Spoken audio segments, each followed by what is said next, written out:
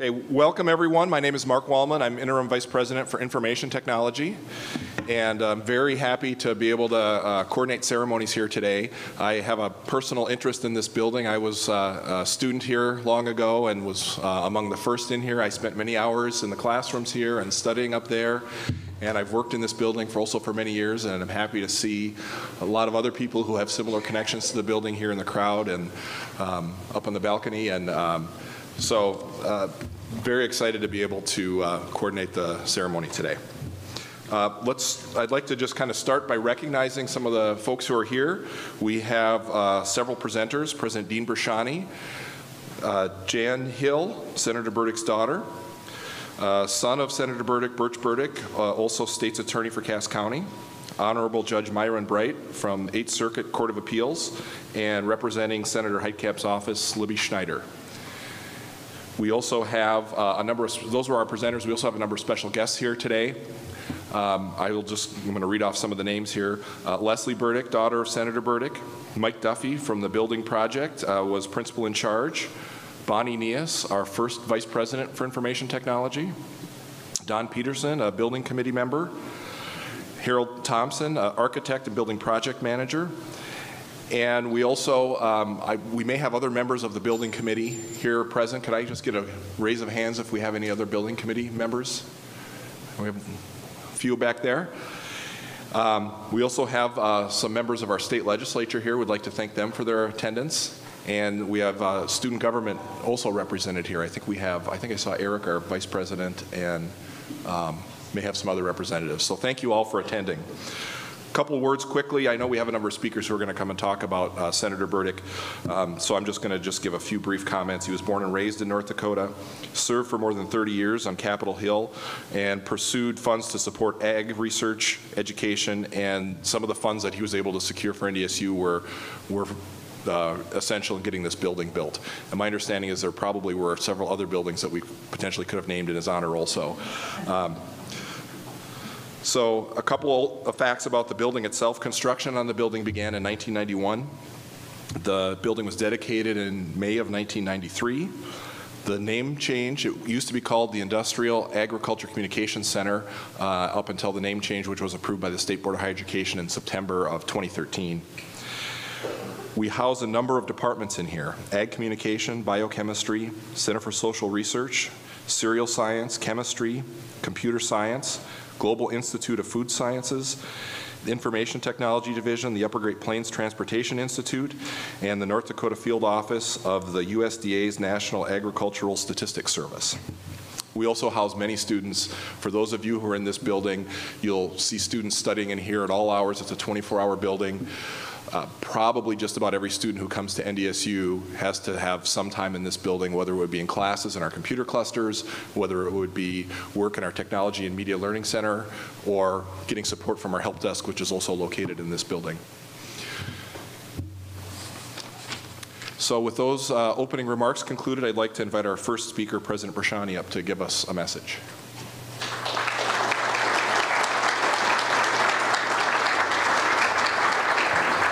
Thank you, Mark, and thank you all for being here. As Mark just highlighted, in 1991, the State Board of Higher Education approved the expenditure of approximately $9 million for construction of the Industrial, Agricultural, and Communication Center. See, I still even get it tied up on my tongue. Strangely enough, I can't find a person who wants to take credit for the naming of the building at that time. One of the biggest influential, and as Mark was just highlighting, active and frequently visited buildings on our campus became labeled by its acronym, IACC. And from the day I first got here, IACC, what the heck is it? And people would stumble over trying to pronounce it for me. It seemed inappropriate and disrespectful to one of our best buildings to have an acronym be its name. And I think in part by knowing how annoyed I was by that and that the building didn't seem to have a real name, a variety of campus leaders, and I have to give the lead credit for Vice President for Agricultural Affairs, Ken Grafton, coming to me and saying, you know, this really is the time to name the building, and I want to tell you a little bit about its background and how it came to be. At the time, I was relatively new to NDSU, but I was quite moved by the story of Senator Quentin Burdick and his upbringing, his role within our state and our nation, and his contributions, not just to NDSU, but to our entire state. They really are exceptional, and in fact have been termed by many people to be legendary. So when the suggestion was made to rename this building, or I'd argue for the first time, give it a name, it was to do so in his honor. It was a proverbial no-brainer for me. I couldn't imagine a more fitting naming and honoring of him. When I brought that to the campus leadership, it was unanimously supported, and the same thing happened at the State Board of Higher Education. So it's my pleasure today to have you joining me in offering a name to this building and honoring its namesake for having made that all possible. Thank you again for joining me in doing so.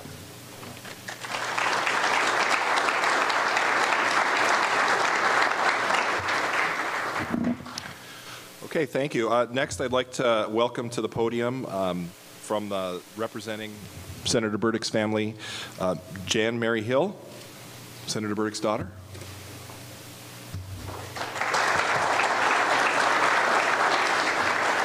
Thank you, Mark. Which one do I speak into here? President Bashani, nice to meet you today. I would be remiss when I look at these buffalo not to tell you just a little bit, and seeing Carolyn here, about my connection to this college. I did go up north, I'm sorry, but that's where I graduated from. But I'm from, when I married the Hill family 54 years ago, I married the Bison family. The Hills have 4 generations. The 4th one's coming this fall of graduates. I counted up to 20 people have graduated in the Hill family. My father-in-law served as head of the math department. 35 years, at least, Carolyn, at least. And my husband played for the Golden Gophers for 5 years. Sorry, Quentin played for the Golden Gophers. My husband played, and I think they won 2 games his senior year. So they were not a winning team, believe me. But anyway, when they asked me to speak a few words, I wanted to take you way back in the making of a person, just very shortly. Emma and Usher Burdick were my grandparents. They met at Mayville Teachers College, met and married, and Grandpa says, I'm going to go to the Minnesota Law School. And Emma says, I'm going too. So in 1904, 110 years ago, my grandmother graduated from the University of Minnesota with a liberal arts degree. They moved eventually to Williston, and outside of Williston, they had a farm. And Grandpa was practicing law, but basically the farm raised horses. These were Mustangs, and most of them were taken for the Army in World War I. And that's where my father spent his years. He worked that horse ranch. He took me out there, and he says, pick a horse. And his friends broke that horse for me. And his friends were Native Americans, the Dakota. And that's who he grew up with, working that horse ranch. My grandma ran the ranch, and my dad, his brother Eugene, were the workers. And they worked with the Native Americans. And he saw the poverty that these people lived in. So when he went into politics, I think that kind of made my father. He was raised by an educated woman, and he worked with these people who were proud people, but they didn't have anything. So he went into politics, and I will say also, you don't become a U.S. Senator overnight. Judge Bright and I know, in the 40s, early 50s, we lost, and we lost, and we lost, and we lost again. So finally, in 1958, he finally won one, and he became a U.S. congressman. And the important part of that was, it was the first time, I think this is right, Judge Bright, that a Democrat was elected to a national office. And in a way, that was a significant thing because North Dakota became a 2-party state.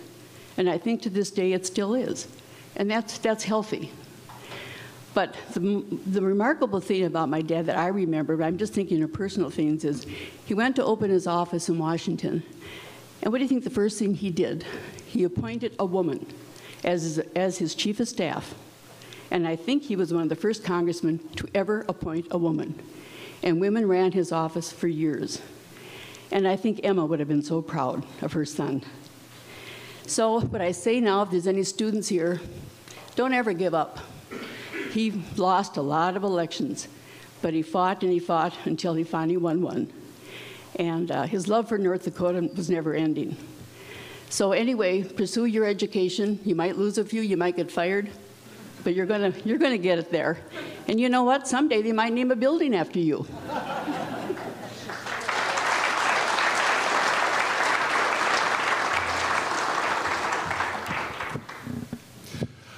Next, we'd like to ask another family member to come up, Senator Birch Burdick's son, Senator Quentin Burdick's son, Birch Burdick. Hey, I said the Golden Gophers. I know.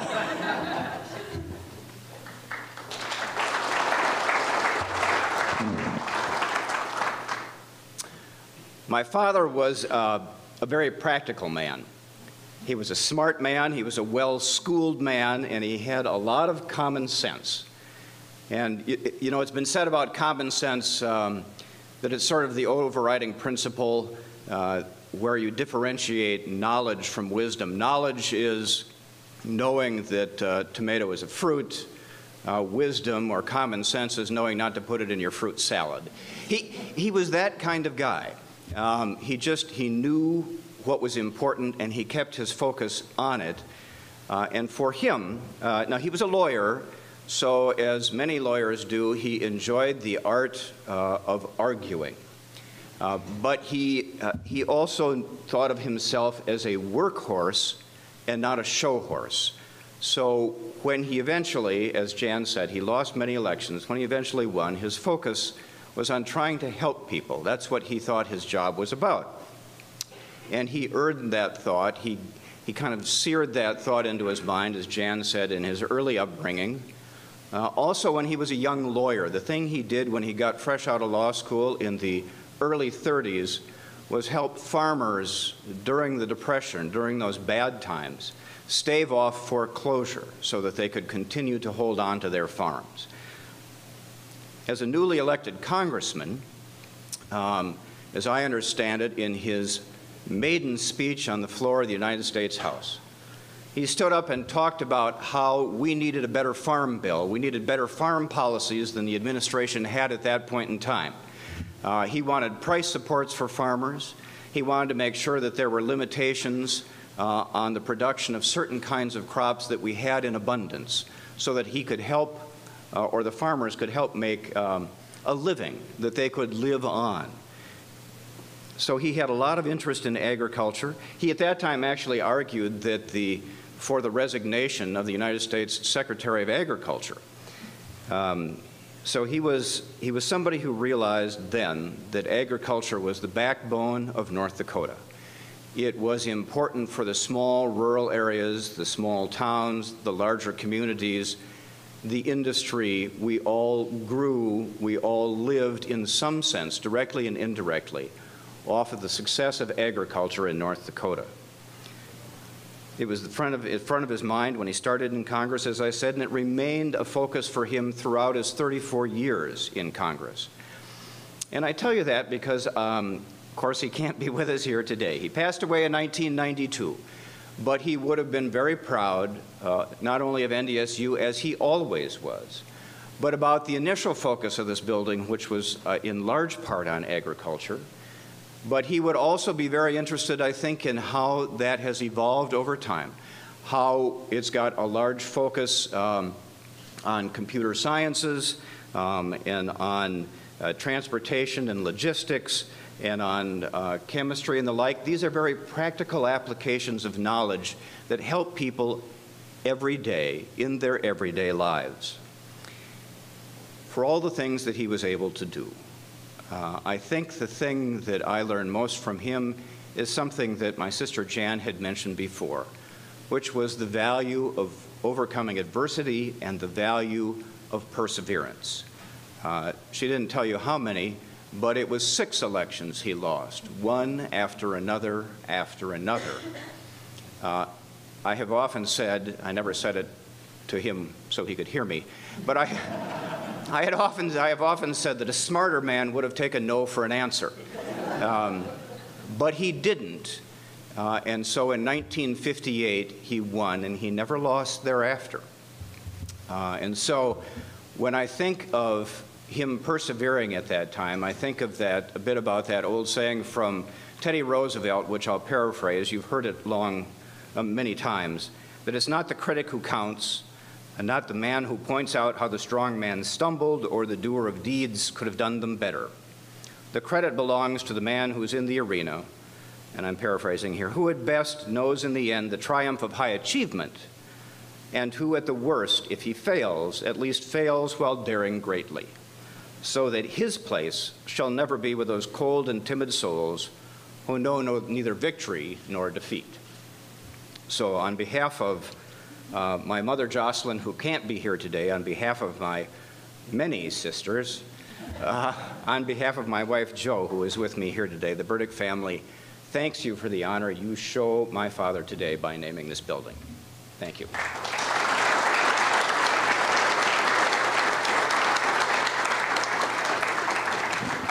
Thank you.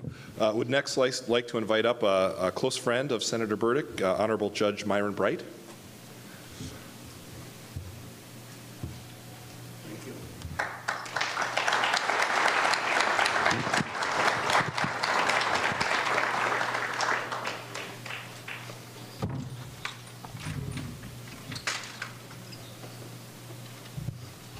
Good afternoon, everybody. President Brashani and Vice President Wellman and all my friends that I've seen here in the Burdick family and all you distinguished guests, and you're all distinguished, by the way, and all you distinguished people. I'm just delighted to be here. Quentin Burdick was very much devoted to education. And being from North Dakota, he was very helpful to education in the state, both with the secondary schools, the colleges, and even the preliminary primary schools. That was one of the things he fought for and succeeded in many ways. Quentin, you know, was mentioned as a Gopher. He went to University of Minnesota, got his law degree, as I did, by the way. I'm an old Gopher, but Quentin really had a spot in his heart for NDSU, and I know how proud he was when he was named as a Doctor of Laws in an honorary degree in 1980. And this is sort of my adopted college, too, and I'm very proud of having been awarded a Doctor of Laws here a few years ago in 2008. And I'm also very proud and delighted to support this school and to say that I have two granddaughters who graduated here. By the way, I'm going to talk about Quentin Burdick and how you almost did not get to school and did not get all the help that you got, the state got, the city got, and the colleges got during the period in which Quentin served as a congressman from 1958 and then later as a senator from 1960 until his death in 1992. He really spent 33 years in the Congress of the United States thinking, doing, and helping the people of the state. And he's a very important person. I don't want to make this political because it's bipartisan. When Mark Andrews was a senator, he also got an honorary degree, and he also helped. And it's always been a bipartisan effort to help the colleges and the education in the state by all of the people we've sent to Washington, D.C. But I want to tell you about how he almost didn't help us. I go back to the date was June 29th, 1960, the day after a special election in North Dakota to fill the seat of Senator Bill Langer, who had died the prior December. The election was a hot one between then Congressman Burdick and the governor of North Dakota, two-term governor, John Davis, who was an excellent governor and a very popular one. And the election was very hot and highly contested. The next day, that day of June 29th. I'm at the now the Birch home, but it was the Jossie Peterson home. And Jossie was Quentin's fiancée at the time. And we're thinking about how are we doing. Well, it was about 10 o'clock in the morning, and Quentin was about 6,000 votes behind. And it didn't look very good. And so Quentin and I, believe it or not, were composing a concession speech to congratulate John Davis on his victory, when all of a sudden the telephone rings. It's John Pancrantz, one of our workers, and he said, "Hold up everything.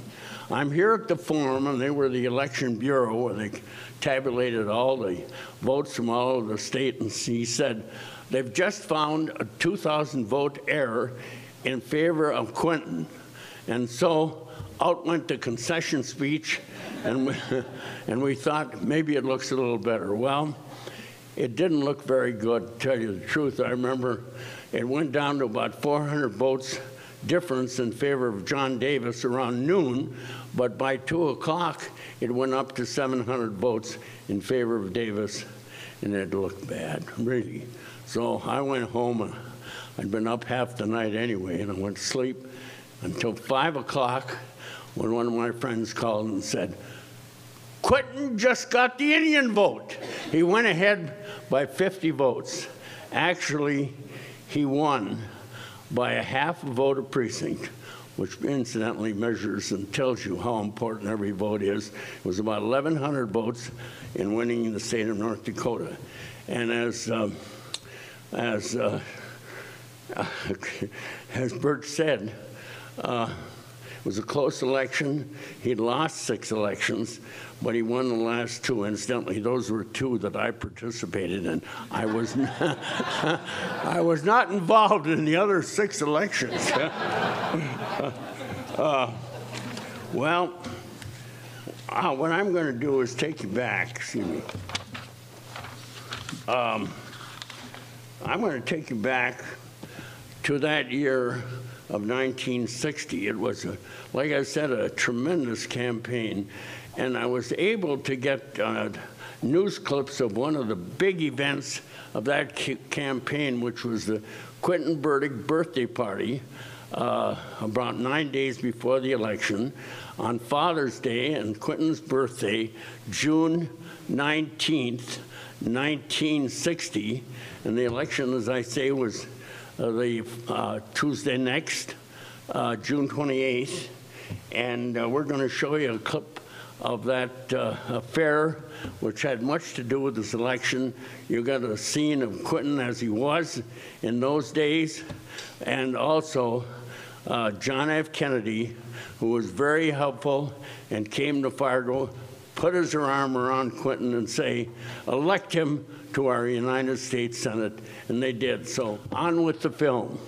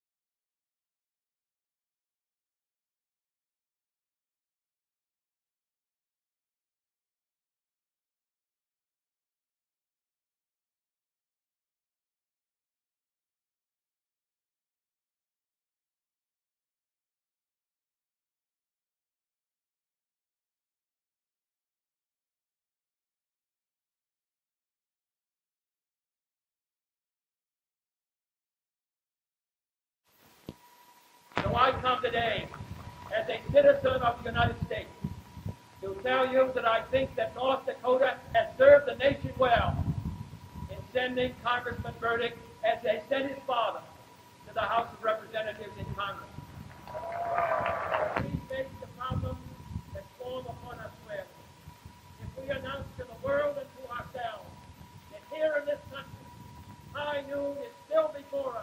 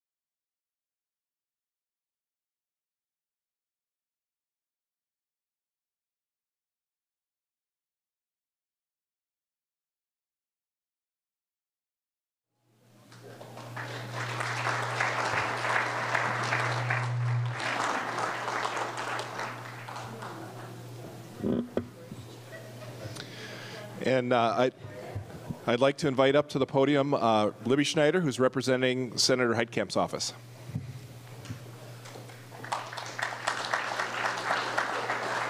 Thanks, Mark. You know, I try to make it a habit to never follow Judge Bright in a program. I think you can see why, but I particularly didn't expect to follow Judge Bright and President Kennedy. So try to hamper your expectations for me. I'm here on behalf of Senator Heitkamp, who's in D.C. this week, but she wanted me to read a letter for her. Dear friends, I want to thank you for inviting me to attend today's rededication ceremony for the Quentin Burdick Building at NDSU. I so wish I could join you in person today to celebrate this special occasion, but I'm delighted to deliver my greetings to those gathered. Few people have inspired me in my life more than Senator Quentin Burdick. Quentin dedicated nearly his entire life to public service and to representing North Dakotans, first in the United States House of Representatives and ultimately serving 32 years in the United States Senate. As one of the longest-serving members of Congress ever, Senator Burdick was a fierce advocate for all things North Dakota. From decades of securing desperately needed appropriations for our state's farmers to his commitment to higher education and North Dakota students, you'll be hard-pressed to find any corner of our state that Quentin's work hasn't touched. The only thing that matched Quentin's love and commitment to our state was the love he had for his kids and his beloved wife, Senator Jocelyn Burdick. Jossie and Quentin were a pair to behold, and he wouldn't have had the Senator Quentin Burdick we knew if it weren't for Jossie by his side. During his more than 30 years representing North Dakota, Senator Burdick served as a shining example of what a career in public service should look like.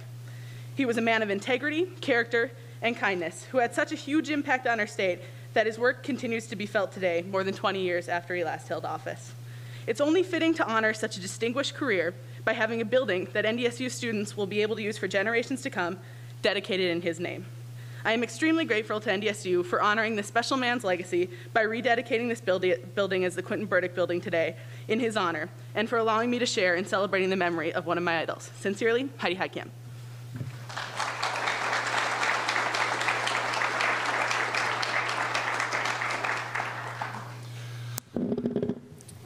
Thanks, Libby. Before concluding, I just want to give some thanks here to everybody who helped with today's event. Thank you to all the presenters. Thank you for everybody here who attended. We had just a great turnout today, and I'm very happy to see all the folks here.